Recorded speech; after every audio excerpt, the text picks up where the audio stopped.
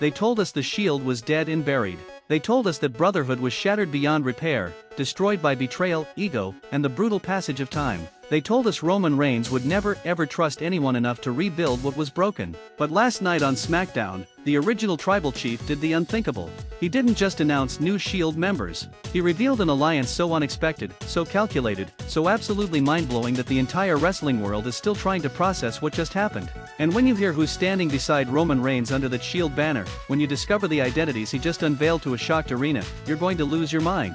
This isn't a reunion. This isn't nostalgia. This is Roman Reigns making a power move so strategic, so ruthless, so perfectly executed that every single person who doubted him, every critic who said his time was over, every competitor who thought they could take his spot, just got put on notice. The OTC just changed the entire landscape of WWE in one explosive revelation. And the fallout? It's going to reshape everything you thought you knew about power, loyalty, and what it takes to dominate in this business. Forget everything you think you know. Because what Roman just did goes beyond shocking. It's revolutionary. It's dangerous. And it's about to turn WWE completely upside down. Let me take you back to where this all started. Because to understand the magnitude of what just happened, you need to understand what the Shield meant, what it represented, and why its destruction left a wound in WWE that never fully healed. 2012, three hungry, angry, violent men crashed through the WWE universe like a wrecking ball. Roman Reigns, Seth Rollins, Dean Ambrose, the Shield. They didn't ask for opportunities. They took them. They didn't wait for permission. They destroyed anyone in their path. United by a singular purpose, justice. Or at least, their version of it. They were mercenaries. Hired guns. The most dominant faction in modern WWE history. For 2 years, the Shield was unstoppable. They beat legends. They demolished champions. They created a brotherhood that felt unbreakable. 3 men moving as one. 3 separate pieces forming one perfect weapon. The Hounds of Justice. And the WWE Universe believed in them. Believed that loyalty meant something. Believed that brotherhood could survive anything. June 2, 2014. That belief was shattered. Seth Rollins turned on his brothers. The chair shots heard around the world. Roman and Dean laid out, broken and betrayed. The Shield was dead. And the betrayal cut so deep, left scars so permanent, that everyone assumed the Shield would never exist again. The 3 men went their separate ways. All became champions. All became main eventers. All proved they didn't need the Shield to succeed. But something was missing. That magic. That connection. That feeling that together, they were more than the sum of their parts. Over the years, there were teases. Brief reunions. Moments where the 3 would stand together against a common threat. But it was never the same. The trust was broken. The betrayal was too raw. And eventually, even those temporary alliances stopped. Dean became Jon Moxley and left WWE entirely. Seth and Roman's relationship became complicated, filled with respect but also competition and ego. The Shield became a memory. A piece of history. Something fans talked about with nostalgia but accepted would never truly return. Roman evolved. He shed the Shield gear. Became the tribal chief. Built his own empire. The bloodline became his identity. For over 3 years, Roman didn't need brothers in arms. He had family. He had the Usos. He had Solo. He had Paul Heyman. The Shield was his past. The bloodline was his present and future. Until it all fell apart. The bloodline turned on him. His own family betrayed him. Solo Sikoa declared himself the new tribal chief. The Usos walked away. Jimmy and Jey both made it clear they were done with Roman's manipulation and control. Paul Heyman's loyalty became questionable. Everything Roman built crumbled. And for the first time in years, Roman Reigns was alone. Truly, completely alone. The wrestling world watched and wondered, what does Roman do now? How does a man who built his empire on family and loyalty recover when that family abandons him? How does the tribal chief maintain power when his tribe has dissolved? Some thought Roman would go solo, become a lone wolf, prove he didn't need anyone. Others speculated he'd try to rebuild the bloodline, recruit new family members, start over from scratch. A few dreamers hoped for a Shield reunion, though that seemed impossible with Moxley and AEW and the history too complicated to overcome. But Roman Reigns isn't predictable. He's strategic. He's calculating. And he plays chess while everyone else plays checkers. What he did instead was so unexpected, so brilliant, so absolutely shocking that nobody saw it coming. 3 weeks ago, Roman cut a promo that sent shivers down everyone's spine. He talked about legacy. About what it means to be the OTC, the original tribal chief. About how the bloodline was his creation, his vision, and watching Solo bastardize it was unacceptable. but he also talked about evolution, about adapting, about how true power isn't about clinging to what was, it's about building what's next.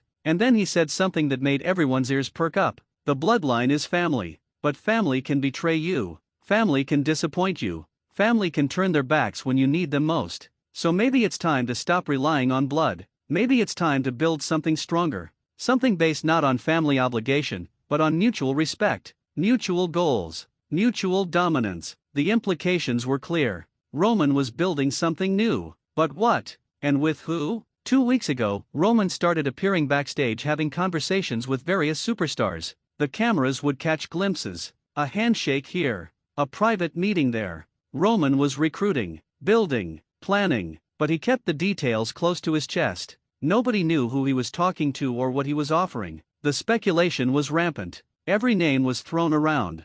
Theory, Breaker, Knight, Big E returning, Kevin Owens turning heel. The guessing game consumed the wrestling internet. Everyone had a theory. Nobody had the answer. Last week, Roman made his announcement. This Friday on SmackDown, he would reveal his new alliance. Not a new bloodline. Something different. Something that would remind everyone why he's the most dominant force in WWE history. He promised it would shock the world, change everything. And knowing Roman's track record, everyone believed him. The hype was incredible. SmackDown became must-see television. Social media was buzzing. Wrestling podcasts dedicated entire episodes to speculation. Who would stand with Roman Reigns? Who was bold enough, talented enough, ambitious enough to align with the tribal chief? And then Friday night arrived. The moment of truth. The revelation that would either validate the hype or fall flat. Roman doesn't do anything halfway, so everyone knew it would be memorable. But memorable how? Question number 1 for you: before I tell you who Roman chose, who did you think it was going to be? Drop your predictions in the comments. I want to see how close anyone got. SmackDown opened with Roman in the ring. Full entrance, music, pyro, the works. He commanded that space like he's commanded it for years. Absolute presence, absolute confidence. The crowd was electric, half cheering, half booing, all completely invested in what was about to happen. Roman grabbed the microphone. His opening words were perfect. For over a decade, I've been told what I can and can't do. I've been told how to lead, who to trust, what alliances to make. And for a long time, I listened. I followed the script. I played the game the way everyone expected me to play it. He paused, letting the tension build. But I didn't become the longest reigning Universal Champion in history by following expectations. I didn't become the tribal chief by doing what was comfortable. I got here by being smarter, tougher, and more ruthless than everyone else. By making moves nobody saw coming. By building alliances that changed the entire industry. The crowd was hanging on every word. The Shield was my first brotherhood. 3 men who changed WWE forever. We revolutionized this business. We showed what unity and violence could accomplish. And even though we eventually went our separate ways, even though betrayal shattered that bond, I never forgot the lesson: the right partners make you unstoppable. This was it. He was about to reveal his new alliance. The bloodline was my family, my tribe. For 3 years, we dominated. We controlled. We ruled WWE with an iron fist. But family is complicated. Family brings emotions. Family brings expectations. And eventually, family brings betrayal. His expression darkened. So I asked myself, what's stronger than brotherhood? What's stronger than family? And the answer came to me. Ambition. The desire to dominate. The hunger to be the absolute best. That's what creates unbreakable bonds. Not blood. Not history. But shared goals and mutual respect between warriors. He turned toward the entrance ramp. So tonight, I'm not rebuilding the Shield. I'm not recreating the bloodline. I'm creating something new. Something more dangerous. Something that will remind every single person in this industry who runs WWE. The music hit, but it wasn't what anyone expected. No Shield theme, no new entrance music. Instead, 2 separate themes hit simultaneously, creating a cacophony of sound that confused everyone. And then they appeared. The first figure emerged from the smoke. The crowd erupted in shock. Because walking down that ramp, with purpose and intensity, was LA Knight. The megastar. The man who's been on fire for the past year. The people's champion who never got his moment. LA Knight, with his charisma and mic skills and connection to the audience, was Roman's first choice. But he wasn't alone. The second figure appeared right behind him, and the arena absolutely exploded. Because standing there, ready to join Roman Reigns, was Austin Theory, the young gun, the former United States champion. The man who was supposed to be WWE's golden boy before his push stalled. Theory, with his athletic ability and unlimited potential, was the second member. LA Knight and Austin Theory, together, with Roman Reigns. Nobody predicted this. Nobody saw this combination coming. The internet was already melting down and the reveals weren't even finished. But Roman wasn't done. He stood in the ring with Knight and Theory on either side of him, and he smiled that arrogant smile. "You thought that was it? You thought I'd stop at 2? The arena went silent. There were more? The Shield was 3 men. But this is bigger than the Shield ever was. Because I learned from my mistakes. 3 isn't enough. 3 can be divided. 3 can be broken. So this time, I'm building something with more depth, more power, more dominance." Another theme hit. And the shock turned into absolute chaos. Walking out with supreme confidence was Carmelo Hayes, the NXT champion who just got called up. The smooth, cocky, incredibly talented Hayes. The man who many believe is the future of WWE. And he just aligned himself with Roman Reigns.